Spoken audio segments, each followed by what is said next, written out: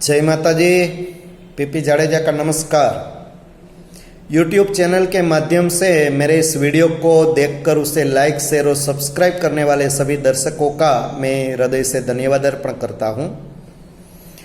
आज हम एक प्रसंग के माध्यम से बात करेंगे। प्राइमरी स्कूल के प्रांगण में प्रार्थना पूरी होने के बाद टीचर ने घोषणा की कि अगले मंगल और बुधवार के दिन स्कूल की ओर से एक प्रवास का आयोजन किया गया है। जिन्हें प्रवास में आना है वे बच्चे अपने क्लास टीचर के पास अपना नाम लिखवा दे। टीचर की घोषणा सुनकर बच्चे खुशी से झूम उठे।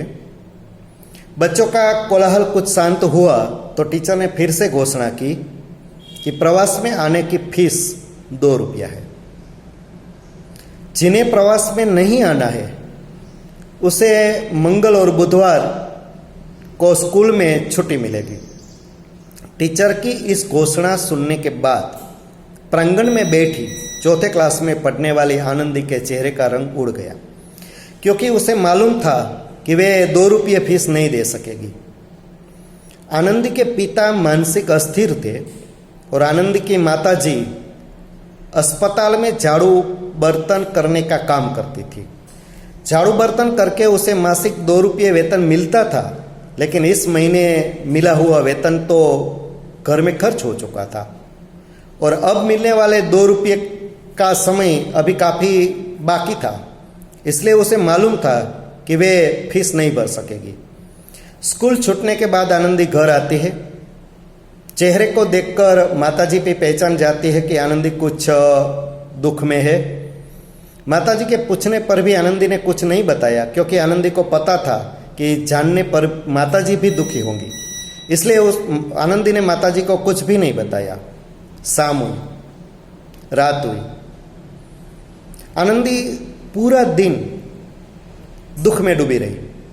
उसकी नज़र के सामने प्रवास का वो दृश्य खड़ा होने लगा। सारे बच्चे प्रवास में जाएंगे, नाचेंगे, गाएंगे, कूदेंगे, लेकिन मैं सिर्फ 2 रुपये की वजह से मैं प्रवास में नहीं जा सकूंगी। रात हुई। आनंदी सोने जाती है, लेकिन उसे नींद नहीं आती। उनकी आंखों में से आंसू बहते हैं, तकिया भीग जाता है। आनंदी ने घड़ी में देखा तो रात के 12 बज चुके थे। पूनम के चंद्र का प्रकाश खिड़की में से घर में दाखिल हो रहे थे। आनंदी उठती है, मुंह साफ करती है, बिस्तर पर बैठती है और अपने दोनों हाथ जोड़कर भगवान से प्रार्थना करती है कि हे भगवान, मुझे हाथी, घोड़ा, झर, जवेरात, सोना, चांदी कुछ भी नहीं चाहिए। मुझे चाहिए सिर्फ 2 रुपया। अगर आप मुझे 2 रुपया देंगे तो मैं आपका उपकार जीवन भर नहीं भूलूंगी। प्रार्थना करने के बाद आनंदी का मन कुछ हल्का हो गया। उसे नींद भी आ गई। सुबह उठी तो माताजी ने बताया कि आनंदी, आज मेरी तबीयत कुछ अच्छी नहीं है। अस्पताल में जाकर झाड़ू बर्तन तू ही आज करके आ। आनंदी अस्पताल में जाती है, झाड़ू पोता करने लगती है। तब आनंद की नज़र डॉक्टर की कुर्सी के नीचे पड़ती है और उसने देखा तो डॉक्टर की कुर्सी के नीचे 2 रुपये की एक नोट पड़ी थी। आनंदी खुशी से झूम उठती है। उसने 2 रुपया उठाया और अपनी जेब में रखा। पानी भरने के लिए घड़ा लेकर वो पास आए हुए नल के पास जाती है। तब सोचती है आनंदी कि क्या मुझे प्रवास में नहीं जाना होता तो ये मैं 2 रुपया लेती। क्या चुपचाप उठाए ये 2 रुपया चोरी नहीं है? घड़ा कब भर गया आनंदी को पता ही नहीं चला। पानी का घड़ा लेकर आनंदी जब अस्पताल में आती है तो डॉक्टर बाबू आ गए थे। आनंदी को देखकर डॉक्टर बाबू ने कहा कि बेटा आनंदी, आज कहीं तूने अस्पताल में 2 रुपये की नोट देखी थी? हमारे गांव में रहने वाली वो मंगू बहन है ना, गरीब और विधवा, तो वो कल यहाँ दवाई लेने आई थी। सो उसने बताया कि कल मैं दवाई लेने आई थी, तब मेरी एक 2 रुपये की नोट कहीं गिर गई है। शायद झाड़ू बर्तन करते समय तुम्हें मिली तो नहीं है ना? आनंदी ने सोचा कि अगर हाँ बोल दूँ तो मैं प्रवास में नहीं जा सकूंगी, और अगर मैं ना बोलूँ तो मंगूबाई के घर की स्थिति तो हमसे भी ज़्यादा खराब है।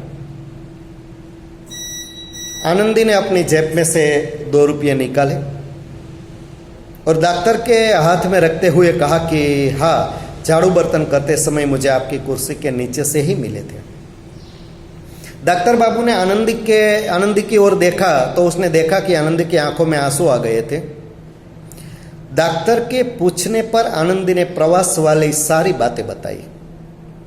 आनंदी की बात सुनकर डॉक्टर बाबू ने अपनी जेब में से दूसरे 2 रुपये की नोट निकालकर आनंदी को देते हुए कहा कि बेटा आनंदी, तू सच बोली ना,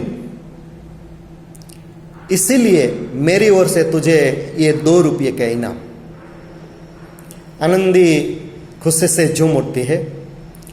2 रुपया लेकर वो स्कूल पहुंचती है। प्रवास में नाम लिखाने वाले बच्चों में सबसे पहला नाम आनंदी ने लिखाया, मानो उसके पैर में पंख लग गए थे। मंगल और बुध के दिन प्रवास हुआ।